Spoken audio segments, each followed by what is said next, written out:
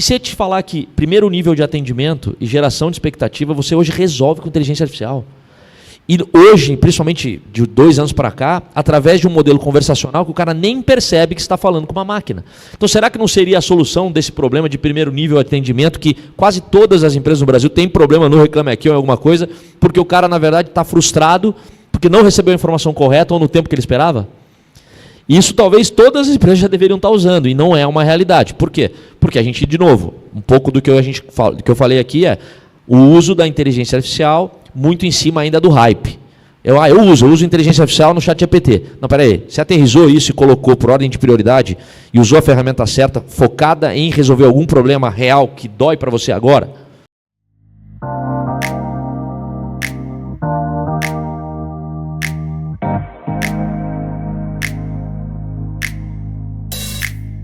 Vamos conversar um pouquinho aqui sobre o que é que tu viu lá na NRF, mas antes fala um pouquinho das tuas andanças aí. Estamos ali, né? Estamos ali? Estamos ali. Boa.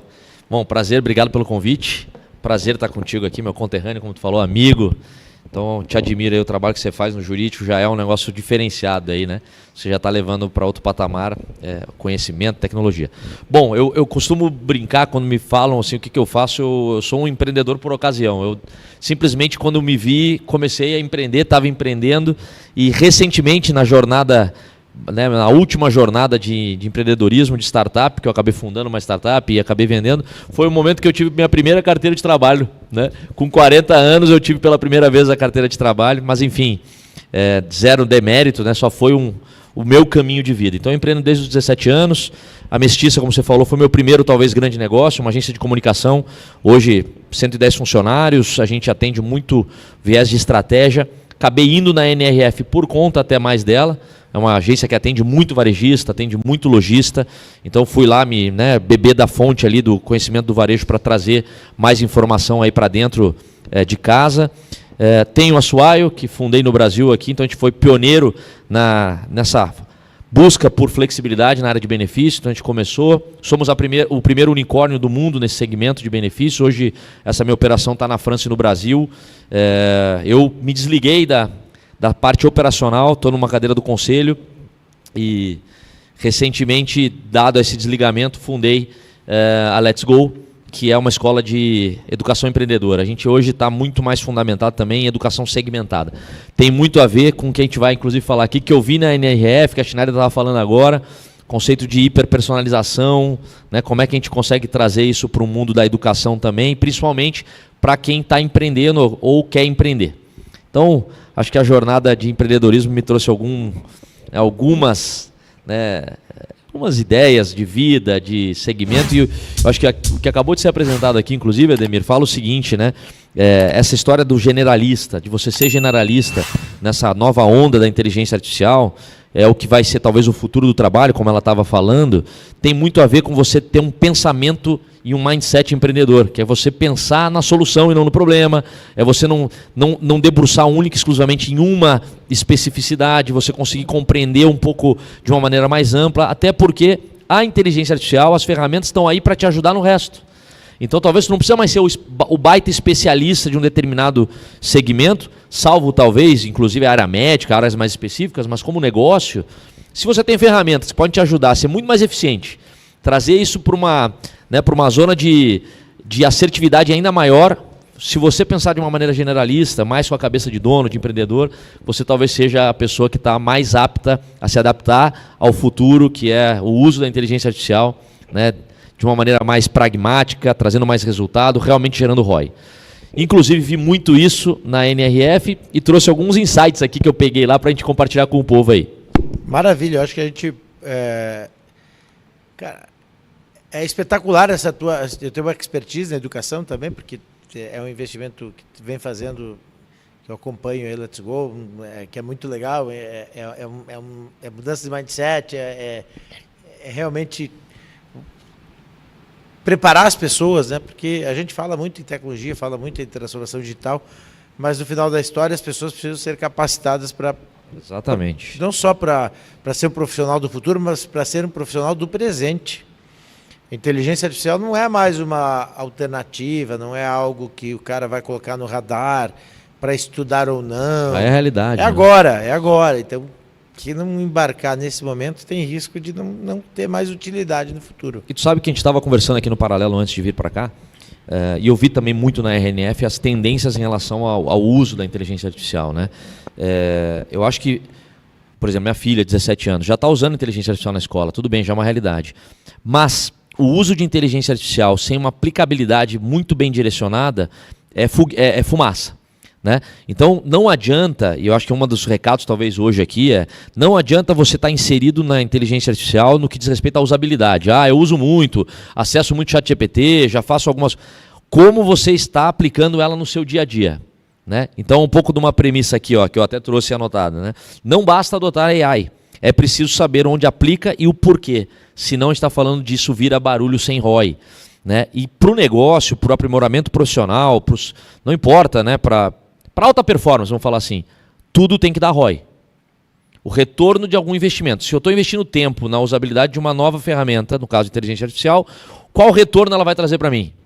Então a gente começar a ser cada vez mais pragmático em relação às aplicabilidades e os usos de inteligência artificial no dia a dia. Vi muito isso na NRF, tá? Por exemplo, o ano passado, a NRF em 24 já tinha o hype de AI, né? Então o AI já está no hype faz um tempo. O que será do AI? Para onde vai o AI? Esse ano que eu percebi é o uso do AI na prática. Vi muita experiência de loja e ouvi, não sei se pela primeira vez, mas para mim foi no varejo, que a loja física passa pelo seu melhor momento. O que teoricamente é um contraponto ao mundo digital e ao mundo de AI. Né? Mas o que eu vi lá? A usabilidade de ferramentas, de plataformas, de softwares usando AI, permitindo que a loja física fosse mais um ponto de experiência e de conexão com o cliente do que necessariamente de venda. E no final do dia é isso, né? Se eu tenho uma marca e o meu intuito é vender para o cliente, não importa o canal. Então olha que engraçado, a gente tem obviamente o uso da inteligência artificial melhorando e talvez tirando emprego e criando novas soluções, mas algo que talvez as pessoas diziam que ia acabar, está talvez vivendo o seu melhor momento. Então, engraçado, né? Será que não tem espaço, ou melhor dizendo, eu sou um positivo, tá? Talvez para ser empreendedor você tem que ser positivo, porque tentam te tirar da positividade o tempo inteiro, mas eu não vejo a inteligência artificial como o caos que alguns pintam de que vai acabar o mercado de trabalho, como a gente vai viver se tudo vai ser feito por máquina. Eu acho que, na verdade, nós vamos ter que ter 3 pontos de atenção muito grande. Aquilo que só o humano faz, aquilo que só a máquina faz e aquilo que somente você faz com a inteligência artificial. São 3 pontos de atenção. Também percebi muito isso e estou aterrissando essa mensagem para as minhas empresas aqui. Se você conseguir reorganizar a tua estrutura, o teu negócio, o teu modo de pensar nesses 3 pilares, você vai ver que tem coisas que só você vai poder fazer. Muitas vezes isso está pautado no pensamento, na ideação, na criatividade, na conexão emocional. Isso só o humano tem. Em prol de você usar a ferramenta e somente a máquina ou a inteligência artificial para fazer coisas repetitivas, chatas, que você não faria dormindo, por exemplo, e que a máquina não dorme e faz. E aquilo que somente você operando, para que você impute, seja um bom engenheiro de prompt, eu tenho falado muito, tá, com as pessoas. Então, talvez isso até seja uma próxima profissão do mercado, né? Você ser um bom engenheiro de prompt, que é saber perguntar para a inteligência artificial, saber interagir com ela para ter a melhor resposta. Então, também volto com esse mindset dessa feira, que tem esses 3 pontos aí de atenção. Eu acho muito importante, relevante a gente tratar desse tema, porque o que a gente tem observado, e eu estou buscando fazer um paralelo com a justiça, né, que é uma boa parte do nosso público, embora a gente tenha convidado geral, é aberto, está no YouTube. Eu já vi profissionais de outras áreas que estão assistindo, estão curtindo, compartilhando, pessoas de indústria, do comércio, mas o público maior é da justiça. E quando tu fala de, cara, é resultado, o Leandro Matos falou no final da manhã, a inteligência artificial agora tem que gerar resultado. Não adianta só treinar porque a instituição tem lá a ferramenta A, B ou C. E o que a gente tem feito, inclusive um dos nossos cases de capacitação, que é lá do Tribunal de Justiça de Santa Catarina, nós capacitamos no ano passado 600 pessoas em inteligência artificial, com o Leandro Matos. Mas é uma capacitação que ela está direcionada para resolver problemas. É isso aí. As pessoas já levam para o treinamento, já levam para o workshop os seus desafios das suas áreas. E vai lá aprender a usar a IA para resolver. E nessa intersecção, por exemplo, desse ponto onde como é que o humano, como é que a gente tira essa preocupação de que a gente não vai ter mais espaço para nada, interage com a tecnologia, está muito em cima também, trouxe algumas frases que eu anotei para a gente, né, romper essa ideia de que AI é mágica, né, é ferramenta, precisa de bons dados, de bons objetivos, de pessoas treinadas. Então, peraí, tem espaço, porque ela vai ser utilizada em prol de algo melhor. Né? E separando o hype do valor, né, de ter algo de valor real, a gente encontra AI que resolve problemas, que é o que a gente está falando. Quais são os problemas concretos? De novo, eu não posso estar usando AI. Legal pra caramba, ela está me ajudando a fazer meus textos de Instagram. Isso é literalmente economia de tempo, mais nada. Né? Ela aprende contigo, está economizando tempo. Mas qual problema real ela está resolvendo nesse caso?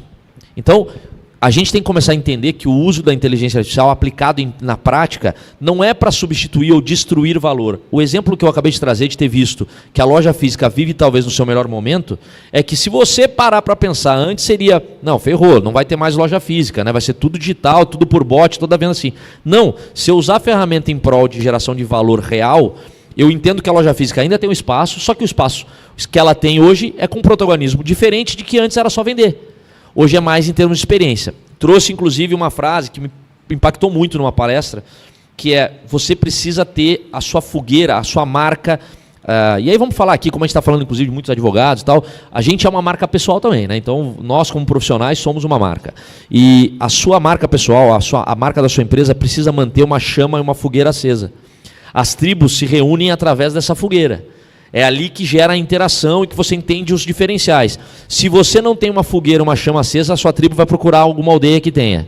Então, fazendo, né, uma alusão aqui a uma brincadeira sobre o tema. Eu acho que isso traz muito impacto em a gente quebrar alguns paradigmas de pensar que a inteligência artificial vai resolver tudo sozinha ou mesmo vai acabar com a capacidade de geração de negócio. Pegando um gancho no que foi dito aqui anteriormente, para quem estava vendo, que tem super a ver com o que eu acredito nesses 3 pontos, né? As organizações vão acabar sendo mais enxutas, e tem essa tendência de fato, né, quando será uma empresa de uma pessoa, eu também ouvi isso muito lá, né, quando será as empresas com poucas pessoas que vão atingir um valuation muito expressivo, e tem a ver como você se posiciona no mercado de trabalho, como a sua empresa também está estruturada. Já se falou muito de internet first, de site first, mobile first, a gente está na era do AI first. Né? Você tem que conseguir pensar o seu negócio, estruturar a sua cabeça e imputar a inteligência artificial para a resolução de problemas de maneira prática.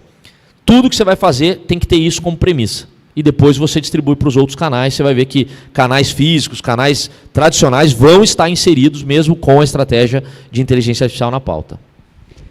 Eu vejo esse movimento de IA como algo obrigatório, mas as pessoas, quando chamam para um treinamento, quando abrem uma oportunidade, ficam cheias de dúvidas, porque tem receio de ir lá e já estão atarefadas, aí para ter que gastar meu tempo, vou lá aprender e fica com medo de ser uma teoria ou aprender uma ferramenta que não sabe muito bem se vai usar efetivamente. Quando tu abre para resolver problemas, eu acho que essa é a próxima onda. Acho que agora é mão na massa. O que a gente falou, o que eu posso automatizar, o que a IA pode fazer na minha vida que vai me dar mais tempo para garantir qualidade de vida, mais tempo para ser mais humano, que nem Dante e Renan falaram hoje na abertura. Eu acho que esse lado humano está se destacando. As pessoas têm falado muito mais na máquina, no robô, para apoiar o ser humano, mas ele com papel fundamental de toda a evolução da sociedade. Excelente gancho. Também trago isso dessa viagem, né? O protagonismo do ser humano nas relações. Então, se a inteligência artificial, se a máquina consegue nos fazer economia de tempo, o que você faz com o teu tempo? Se você não quer ser deixado de lado, que eu acho que é um dos medos, né?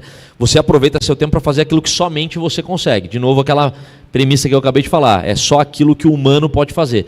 E relações humanas não serão feitas por máquinas. É, inclusive, um dos grandes desafios que a gente tem hoje no movimento do home office. Não é? A construção de cultura, a conexão de gente. Pô, o ser humano ele é um povo, é uma espécie coletiva. A gente precisa de gente. Existem livros que falam que a solidão mata mais que algumas doenças. E a gente cada vez, então, se isola mais através da tecnologia. Não, tá na hora de a gente olhar para a tecnologia como um instrumento de economia de tempo para que o seu tempo seja mais valioso. Você aproveite ele mais. E no mundo dos negócios não tem nada mais valioso do que você entender e conhecer teu cliente. Então vi muito também, Ademir, assim, coisas relacionadas a social listening, com o uso de ferramentas de inteligência artificial, ouvir o seu cliente. Hoje, imagina, se propaga informação a toque de caixa, né? Frações de segundo, você tem milhares de comentários, as pessoas estão falando das tuas marcas.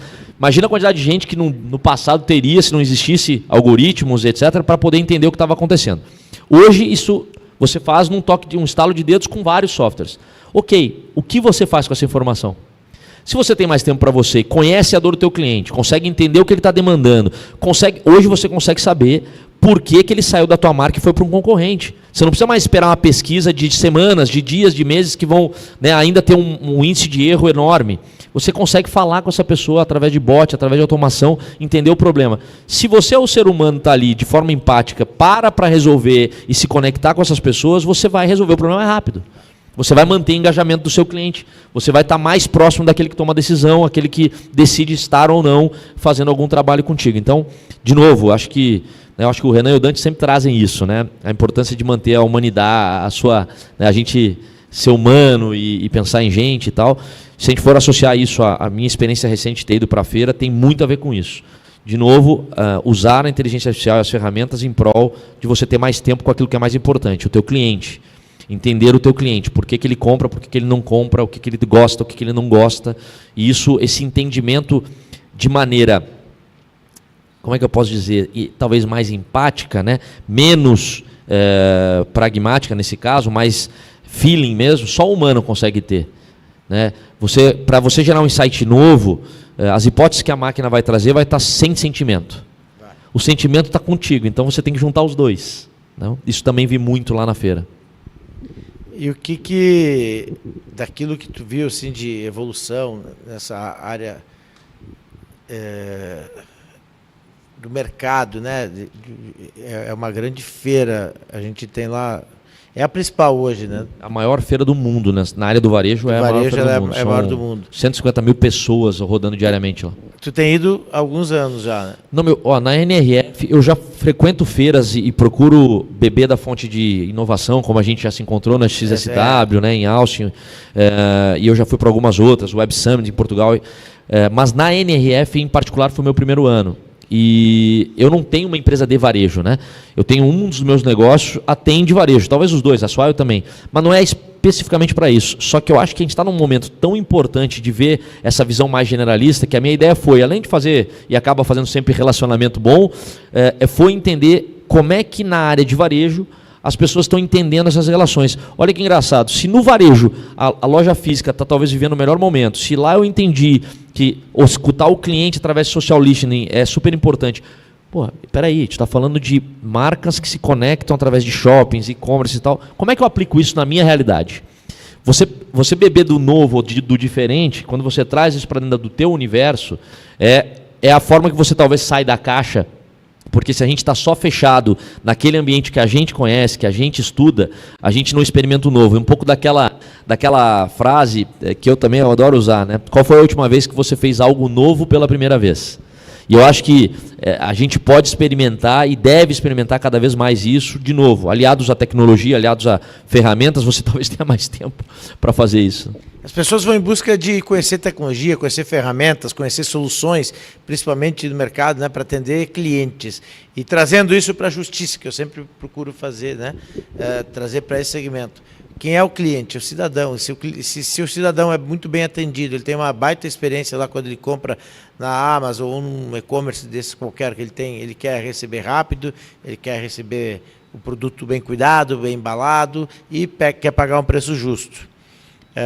Eu lembro de uma apresentação que a gente fez há bastante tempo atrás, que a gente tratava de pensar o futuro. Aí se falou como é que o Jeff Bezos planeja o negócio dele, né? Ele planeja sobre aquilo que não vai mudar, porque aquilo que vai mudar é muito difícil saber, mas aquilo que não vai mudar é as pessoas quererem sempre ter uma experiência espetacular, o serviço bem prestado, um produto de qualidade, uma entrega rápida e preço adequado. Então, por que o cidadão, quando vai para um órgão público, quando vai para a justiça, não tem esse mesmo tratamento? Ele espera isso. E a gente tem evoluído. Ano passado, até no Expo Júri de Congresso, nós trouxemos uma ex-diretora da Disney lá falar sobre o poder do encantamento do cliente. Agora a gente está fazendo treinamentos também de implementar a cultura Disney no setor público. O teu lado cidadão, tu enxerga isso? Tu enxerga que tem muito caminho ainda para rodar para a gente melhorar o serviço? Porque tu é um usuário de serviço público. Dúvida. Eu acho que não tenha dúvida e talvez o principal, eu sei que você explora, que é a inovação, é o cara beber de novas fontes, procurar referências, aplicar isso com velocidade, né? Mas tem uma coisa que é o que você falou e falou muito bem, tem coisas que não vão mudar. E a vontade de ser bem atendido, ser atendido rápido, nunca vai mudar, né? E eu vou usar um exemplo que você trouxe aqui, Disney, né? Você fica numa fila de 3 horas, você fica feliz? Não fica, né? Mas lá na Disney você fica dando risada. E tem tudo a ver com o quê? Geração de expectativa. Né? Você entra numa fila da Disney, você tem uma geração. Eles aprenderam muito rápido que ele coloca o tempo ali e tu sabe que vai ficar 3 horas na fila. E normalmente fica menos, porque eles são inteligentes também, ela anda mais rápido do que aquilo ali. Só que se tu fica numa fila sem saber o quanto tempo tu vai ficar, tu fica meia hora já tá puto. E lá tu fica 3 horas sabendo que vai ser 3 horas e fica feliz porque foi 2 horas e meia. E só essa brincadeira tem a ver com expectativa. Quando a gente atende um cliente, quando a gente cuida de alguém, ele tem expectativas em cima da tua entrega, do teu serviço, da tua postura, de tudo que tu está falando. E é muito difícil você atender expectativas de diversos clientes, principalmente quando você escala muitos clientes. É um dos grandes problemas de qualquer empresa, certo? Tem problema, as pessoas passam por problemas, e problemas acontecem, tudo bem. E se eu te falar que primeiro nível de atendimento e geração de expectativa, você hoje resolve com inteligência artificial. E hoje, principalmente de 2 anos para cá, através de um modelo conversacional que o cara nem percebe que está falando com uma máquina. Então, será que não seria a solução desse problema de primeiro nível de atendimento, que quase todas as empresas no Brasil têm problema no Reclame Aqui ou em alguma coisa, porque o cara, na verdade, está frustrado porque não recebeu a informação correta ou no tempo que ele esperava? Isso talvez todas as empresas já deveriam estar usando, e não é uma realidade. Por quê? Porque a gente, de novo, um pouco do que eu falei aqui é o uso da inteligência artificial muito em cima ainda do hype.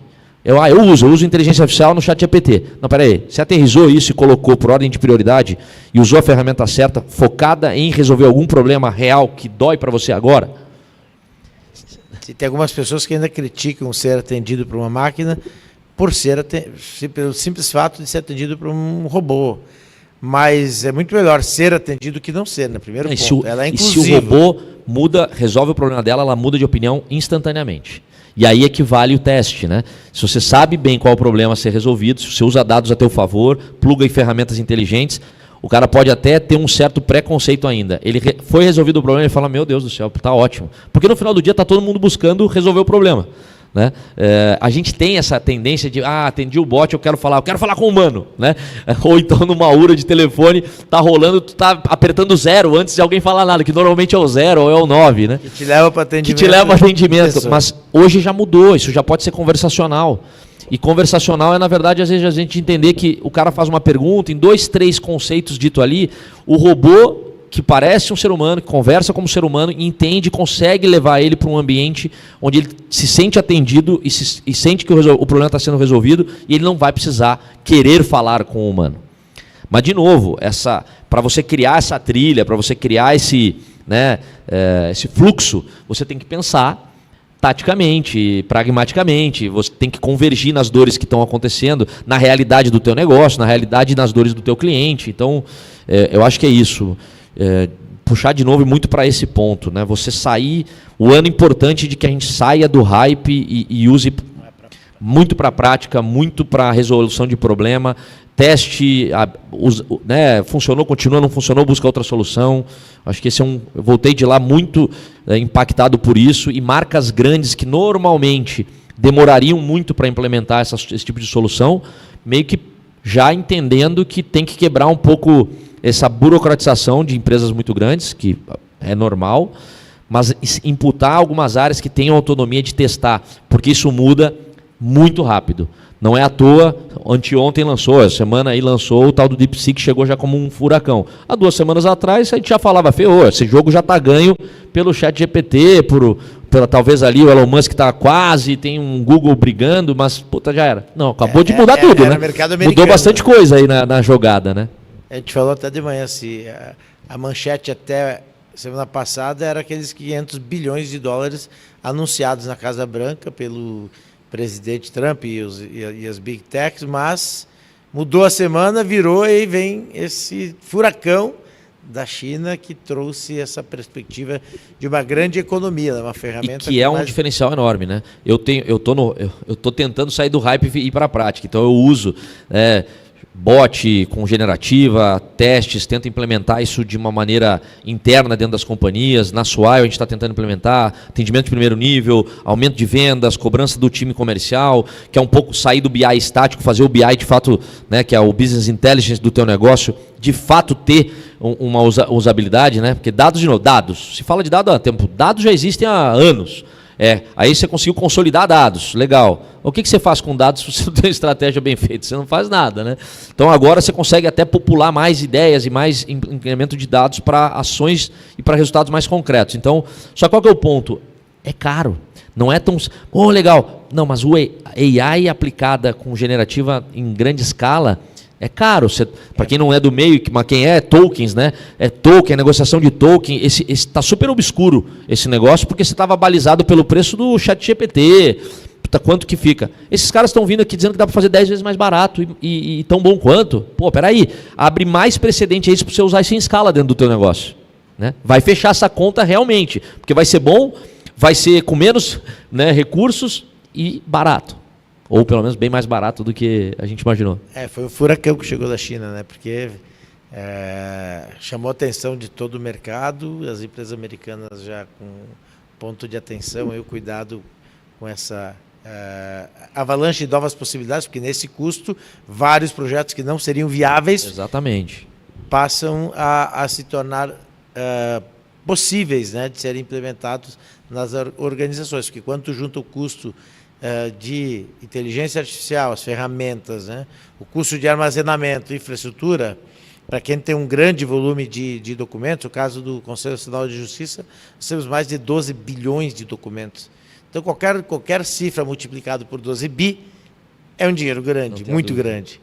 Então, talvez com esses custos, uma fração dos custos do que estava sendo aplicado pela empresa americana pode ser um alento aí para essa busca de construir soluções usando inteligência artificial generativa para transformar a sociedade, a economia, mas no caso da justiça, tornar uma justiça mais séria, mais ágil, mais inclusiva. A gente tem um desafio, Marcelo, e aí eu busco de novo apoio do teu lado empreendedor, aí, que é quase frustrante, né? Porque a gente vê a evolução da tecnologia, mas o volume de processos na justiça do Brasil continua crescendo. Nós temos 83 milhões de processos em estoque. E quanto mais tu acessa, hoje estás falando em possibilidade de atender o cidadão direto pelo WhatsApp. Então, quanto mais tu facilita o acesso à justiça, mais judicializa, mais processos. Então, o grande desafio como empreendedor desse segmento é trazer essas experiências do mercado privado, trazer as experiências de especialistas, que nem o Edu Ibrahim, que vai falar daqui a pouco da inteligência artificial, ele que é um professor pesquisador da Singularity, também empreendedor. A gente precisa ter casos, a gente precisa ter discussão, a gente precisa ter questionamento da sociedade desse funcionamento, que a máquina ainda é lenta. A gente é otimista para mostrar as coisas boas, os grandes resultados, mas a gente precisa acelerar isso. E eu acho que a IA é a grande esperança. Você falou um ponto importante, né? Às vezes o uso de inteligência artificial, de meios digitais, para captura de mais processos, no caso do judiciário, né? Mais processos ou mais clientes, se não tiver a mesma ótica na parte de back-office, né? Da parte de como eu trato esses processos e resolvo esses problemas, na verdade você está criando um gargalo ainda maior do que deveria ser uma solução, né? Então, eu acho que, de fato, ainda mais no teu caso, tu faz muito isso com os teus eventos, trazer isso para o setor público, para os líderes, para a liderança do setor público, para eles entenderem que, na verdade, esse fio é um fio condutor que tem que estar do começo ao fim da jornada, né? Não adianta eu estar resolvendo um problema na camada mais simples da jornada, que é a do atendimento, se eu não estou pensando em talvez tratar 85 milhões de processos no primeiro nível em AI. Ponto. Né? Ou eu ser incongruente, que nem a gente estava falando no almoço, de falar que agora eu tenho que ter mais aulas em espaço presencial do que remoto. A tecnologia já chegou, a gente já viu que já funciona. A gente tem que escalar, tempo é precioso, né? Então, eu acho que isso, acho que o Daniel Castanho aqui, que é da Anima, inclusive, que tá, né, que faz parceria muito com você também, fala muito da disrupção do meio de ensino, né? Hoje tem matérias, desculpa, a gente faz 5 anos de docência numa determinada matéria. Eu já não acredito mais que essa matéria precisa de 5 anos. Em 5 anos muita coisa mudou, e você faz 5 anos de administração de empresa. Pô, peraí, né, cara? Uma parte desse curso tinha que ser no WhatsApp, conversando com alguém, hiperpersonalizado, que é um dos temas que eu vi muito também na NRFF, hiperpersonalização, pensar de forma individualizada, cada um tem um jeito, cada um aprende de uma maneira, né? Não precisa mais ter clusters tão separados que nem tinha antes, né? A gente veio evoluindo. Eu sou do mercado de publicidade. Antes você fazia comunicação, era homem, classe A, B, C, D, 2, 3 veículos de comunicação, TV, rádio, revista. Pô, como é que eu me comunico com essas pessoas hoje? Já mudou, né?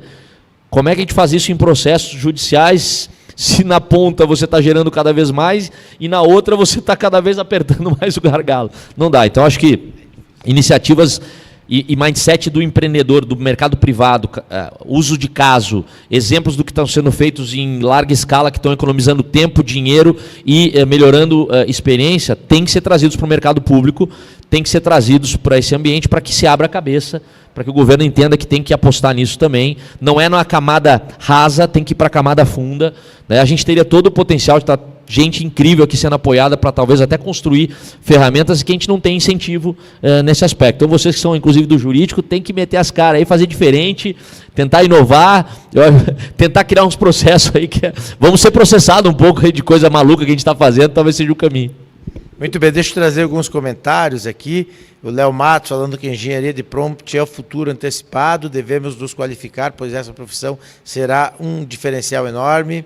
O Alexandre Correia, isso do judiciário seria mais celeridade para o jurisdicionado, ok, é isso mesmo. Quanto mais melhor, a concorrência faz com que eles melhorem cada vez mais. A Lenícia, falando sobre a inteligência artificial, já está moldando o mercado de trabalho do futuro. O Lauro Salmito, o foco é resolver o problema e até atuais robôs não conseguem fazer, por isso sempre chamamos os atendentes humanos.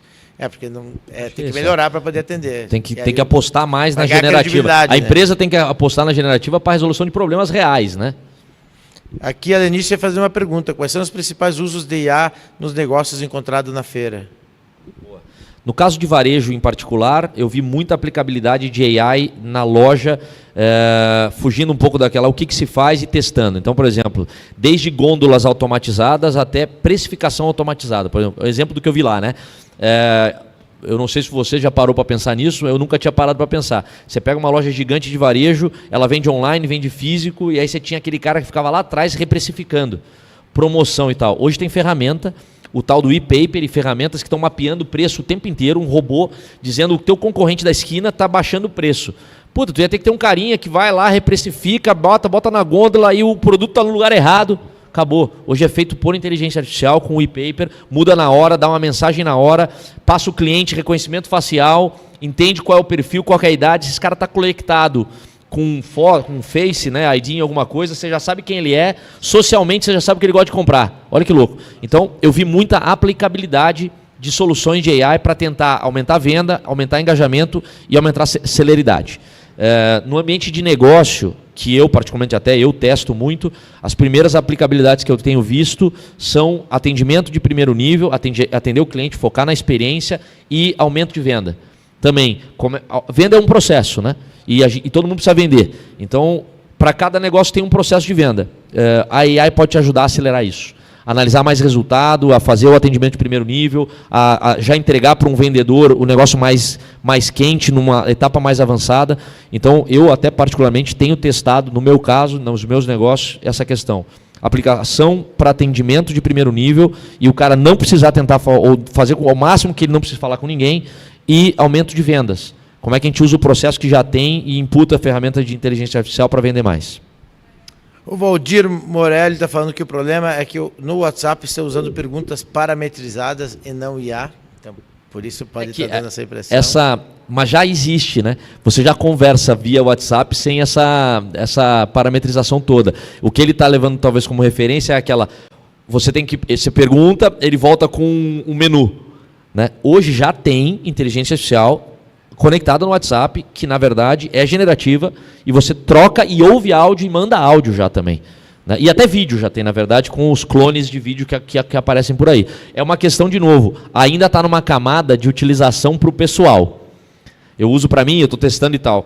Está começando e cada vez mais vai entrar no profissional. Eu acho que quem sair na frente sai ganhando, né? Quem testar antes sai ganhando no futuro.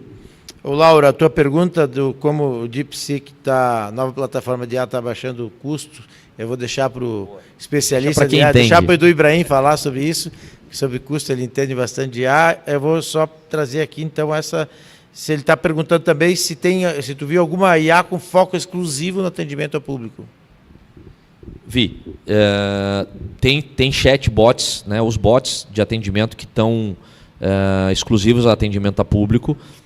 Vi desde avatares personalizados até o uso da clonagem de voz e de vídeo, né, onde eu mesmo, por exemplo, poderia atender o meu cliente utilizando minha voz, meu vídeo, né, e em alguns casos com uma perfeição, nível de que você não sabe que não sou eu. As pessoas falam, mas isso é você feito por AI? Eu feito por AI. Óbvio, ele copia vídeos, né, para ficar perfeito, então é um vídeo seu já, mas a transcrição da boca, a voz é perfeita e, na verdade, aquilo ali é gerado através de um prompt. Então, tem prompts automatizados que respondem perguntas, devolvem perguntas. Então, sim, eu vi na prática lá o pessoal do varejo tentando atender cliente de maneira mais humanizada possível, porém com o uso de inteligência artificial. Maravilha, o nosso tempo encerrou, mas eu vou fazer uma última pergunta que não tem nada a ver com esse tema, porque não é toda hora que a gente está do lado de alguém que criou um unicórnio, né, Edu? Então, a gente tem que perguntar um pouco dessa tua vivência, porque tu é um cara sempre no astral. Eu nunca te vi com ânimo baixo, nunca te vi sentar sorrindo, sentar para frente, sentar super animado, empolgado e inspirando outros. E na vida de empreendedor, o bicho pega. Então, eu vejo no setor público as pessoas às vezes reclamando por coisas que não fazem nenhum sentido, por coisas fúteis. Então, na tua jornada como empreendedor, como é que é pegar uma empresa, criar ela e levar ela ao patamar de unicórnio? E conta um pouco dessa tua jornada, de alguns momentos. Talvez tenha tido alguns momentos que tu possa ter pensado até em parar, desistir. Eu acho que assim, a reclamação não te leva a nenhuma transformação. Isso é um fato, né? Agora, não significa que você tenha momentos infelizes, com vontade de desistir, ou momentos com uma energia mais baixa. Mas eu acho que é você como protagonista da sua própria vida, né, querendo alcançar resultados maiores, saber que nada vai impedir de você chegar lá se você não desistir. É a máxima de não tem como vencer quem não desiste, porque uma hora você vence. Né? Então, eu acho que o jogo do empreendedorismo tem muito a ver com isso. É uma jornada de resiliência, sim, de você se motivar todo dia, e a positividade é muito importante. Né? Eu falo muito disso e aprendi num coach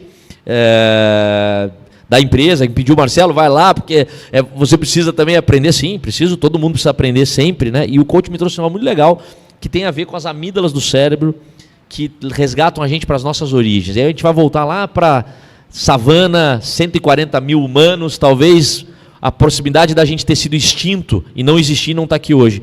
E essa teoria que nos manteve vivo, infelizmente, a gente carrega até hoje, que é a teoria da negatividade. E isso está incrustado no nosso ser, está incrustado na nossa amígdala dentro do cérebro, faz parte do nosso DNA e vai demorar milhares, talvez dezenas de milhares de anos para que isso possa mudar. Só que só vai mudar se você exercer ao contrário, que é o exercício da positividade. Então, qual que é esse conceito para encerrar? Talvez que eu acho que é a minha máxima de vida, e eu acho que eu praticava ela de maneira natural, mas ela pode ser estudada, ela pode ser exercitada. A teoria da negatividade é o seguinte: lá atrás, quando a gente volta nessa savana, você está ali paradão, comendo um negócio, né? Você come uma vez por dia, não tinha essa história de 50 refeições, você nem tinha como comer tanto, e está ali um arbusto mexe. Aquele cara falava, só um arbusto ao vento, ele era comido pelo leão, literalmente. Né? Quem sai correndo fala, deu merda, peraí, vai dar ruim. Então, é brincadeira, mas isso está dentro de pesquisa e tem uma série de estudos. Esse conceito da teoria da negatividade que vem incrustado na gente a gente tem a tendência de pensar pelo negativo. Vai dar merda. Puta, e se der merda? E se não der certo? Só que isso você cria somente... Como é que você cria uma solução de algo que você já sabe que vai dar merda? Não, já deu merda, então eu vou ficar sentado esperando aí Esperando realmente... E o exercício da positividade é você, na verdade, parar e pensar como eu faço para resolver esse problema. E se eu fizer dessa forma? E se eu pensar de outra maneira? É não aceitar, né, o que talvez o inconsciente te traz e as dificuldades e as mazelas de trabalho que vão ter todo dia, te deixar entrar nessa zona de conforto de, puta, faz parte, é difícil mesmo, puta, não vai dar certo, tendência maior de não dar certo. Então, acho que como empreendedor, meio natural eu tinha isso, que é o exercício da positividade, e aprendi nesse coach que dá para exercitar isso, que é chegar em casa e falar, cara, que o meu dia foi do cacete, foi bom pra caramba, e que eu vou fazer isso de novo porque me levou para um outro patamar. E como é que eu resolvo o problema para que isso não aconteça de novo? E assim você vai exercitando. Tem problema, resolve, né? E bola pra frente. Acho que é isso. Para encerrar, talvez essa pergunta, uma outra premissa que também eu acho que eu tenho natural, mas que também é treinada, ou você pode sempre perceber, ou tentar perceber, que a gente tem muita tendência de terceirização de problema. É mais fácil, né? Esse problema não tem a ver comigo, tem a ver com o mundo, tem a ver com o clima, tem a ver com o governo e tal. Eu acho que quando você coloca o problema no seu colo e coloca ele como o seu problema, é você que tem que resolver. Então não importa se o fator externo te trouxe um problema, o problema é seu. Coloca no colo, que com o problema no colo, você, como criador do problema, vai conseguir resolver. Se passar para o outro, você não vai nem pensar em resolver o problema. Vai lá e faz, né? Vai lá e faz. Valeu, obrigado, obrigado. Marcelo. Parabéns. Prazer. Sensacional. Exato. Valeu.